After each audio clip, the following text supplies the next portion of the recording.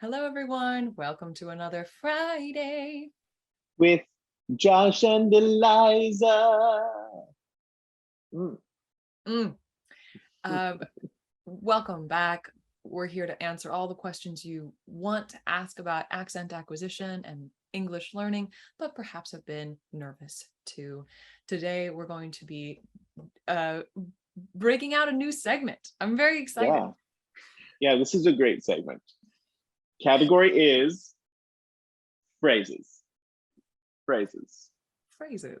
And these phrases, easy, accessible, multi-purpose. We want to make a series that just serves you up a platter of useful phrases you can throw into your day-to-day conversation.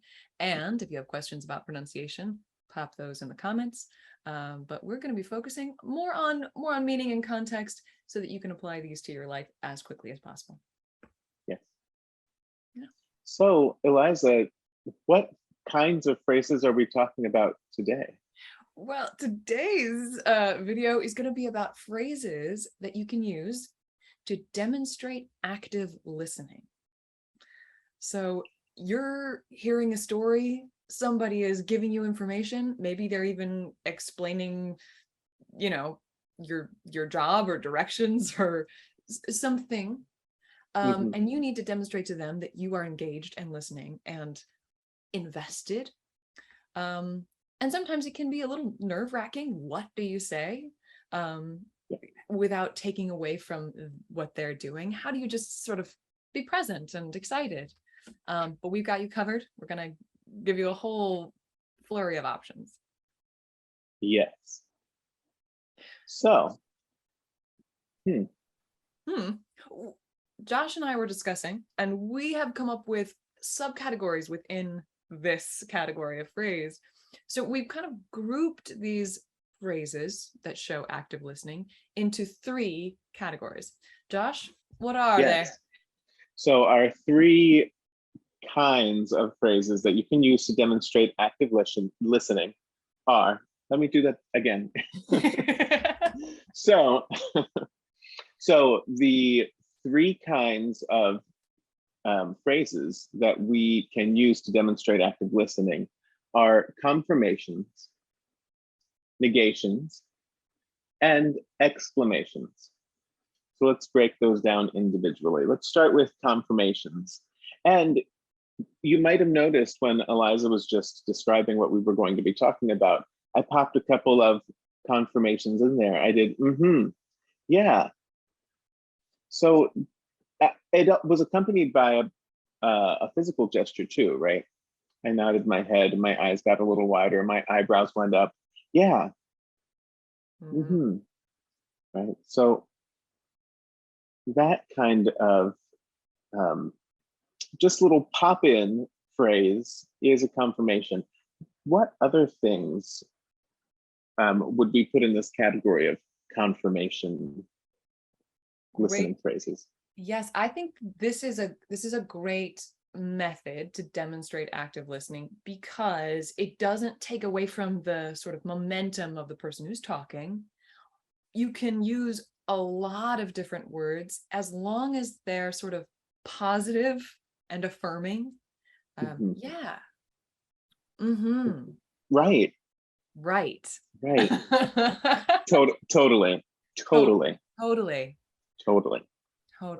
Totally is great. Totally is that one that if you say it in an American accent, totally. Oh, totally. You sound so American. Right. Right. That middle T is what does it. If you can get that tap on the middle T, totally. Absolutely. And the O sound, right? Totally. Absolutely. You just offered us another one. Absolutely. Nice is another one. Nice. Nice I use quite often. It feels maybe a little cooler even. Totally. With my cool vibe, someone once called me the cool babysitter vibe and I was like, oh no. But yeah. It's nice. Cool yoga teacher vibe maybe. can see it. I totally see it. Totally. Oh, totally. Yeah. Well, I on the phone today said sure. Oh, sure. Yeah. Sure. Sure. Yeah. Sometimes I find myself saying delicious because I want to, shake it up a little bit. And so I'll go, that is delicious. Delicious. Delicious. That is Um, really stunning. and I do it. I use that one a lot when I'm teaching or when I'm with somebody who's like offering a thought for feedback. Delicious. What a delicious, right? And they're like maybe self-reflecting on their work. Delicious. What a delicious observation. And I've realized it more recently because a couple of students pointed it out. As a positive thing that they liked because they hadn't heard it a lot, and they were like, yes, keep using it. So I offer it to you all. Things can be delicious. Maybe Josh's catchphrase. Yes. Maybe your special phrase. I love it. It's good. It's good. If I got that, if I was giving you information and you gave me that back, I would feel affirmed. I would feel like Delicious. Listening. Yes. Gorgeous. Oh, gorgeous. You can throw There, gorgeous. Yeah, gorgeous. Beautiful. Beautiful comes up. Beautiful. Beautiful. And that one too, that's another one that if you really hit that tapped T and the kind of quality of the vowels, it'll really kind of sell that American accent. Beautiful. Yeah. And for those of you out there hearing the word tapped T and wondering, it's that very quick. Josh, would you break down for us? Oh, there's gonna be dog barking, so I'm gonna pause for a moment. So many dog barking. I want you to break down that tap T for a second, just because I'm realizing that is really it. Like if you do these with that slightly tapped, slightly voiced, slightly. You really do sound like an American. It's totally true. It is not a T, it is not a D, it is a distinct sound. Tap. Yeah. Tap, It tap. is a tap. Tappity tap. I just realized this double tap. No, is another thing I can reference.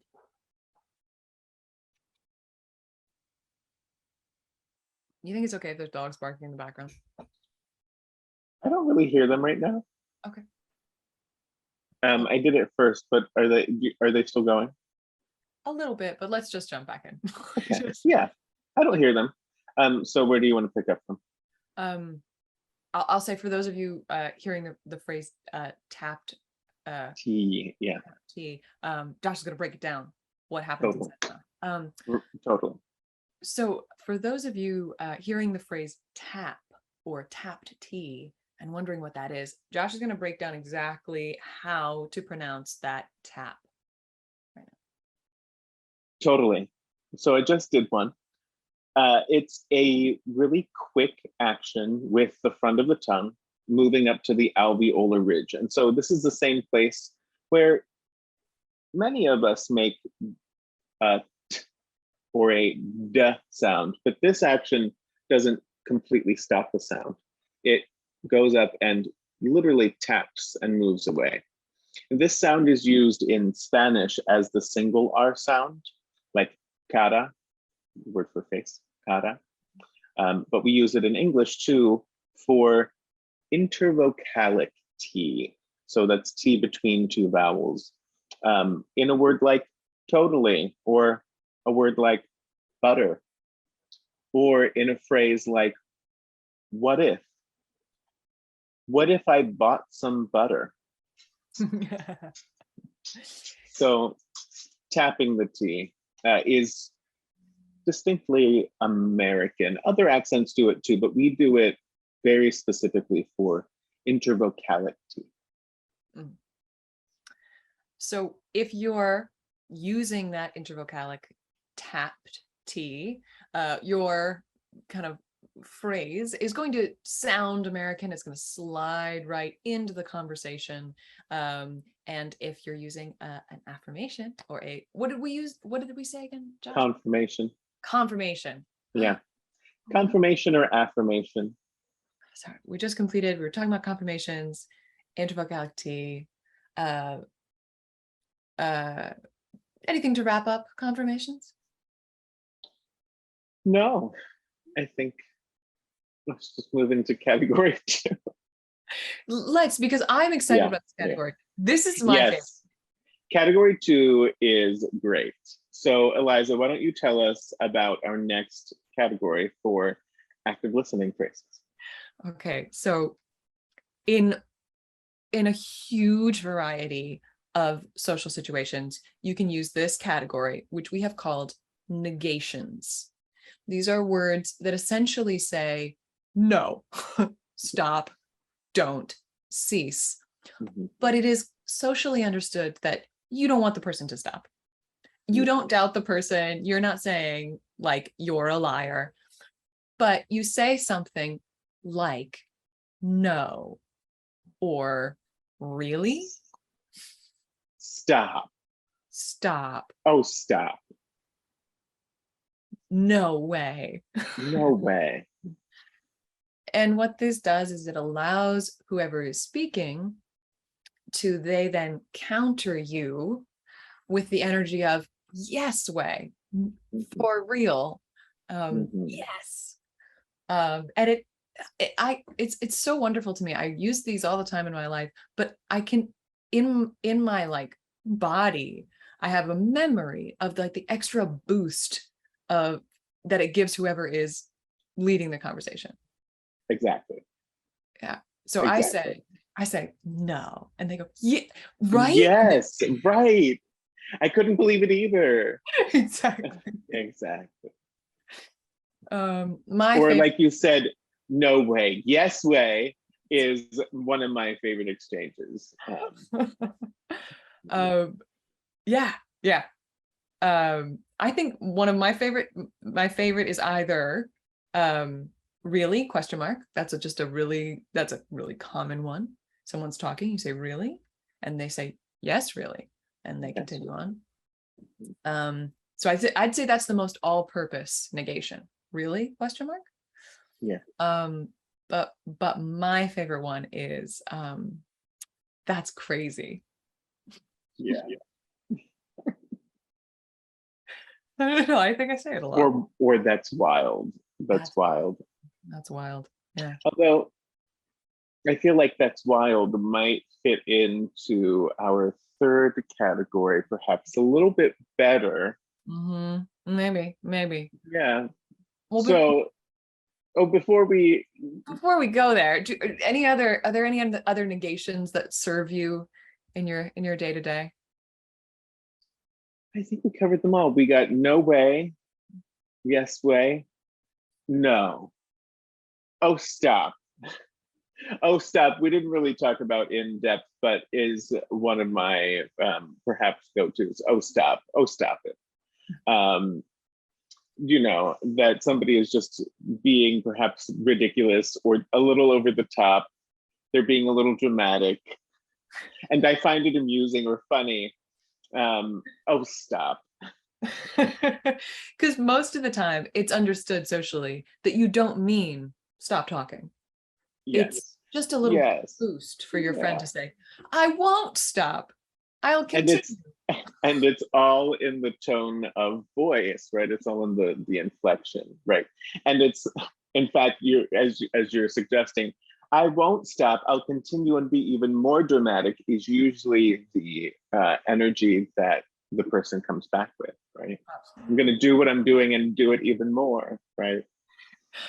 This is so common in I would just say in most social situations, kind of formal situations or informal situations, you can use these negations. So everywhere is, it's accepted. But my mind is going to, it might not be in every cultural situation, right? I think in the US and Canada, you're pretty safe, right? You can use it.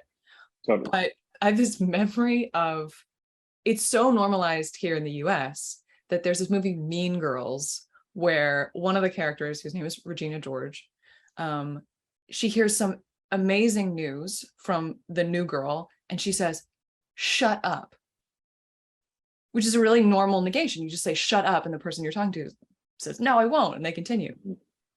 The girl says, yeah. She goes, "Wait, shut up."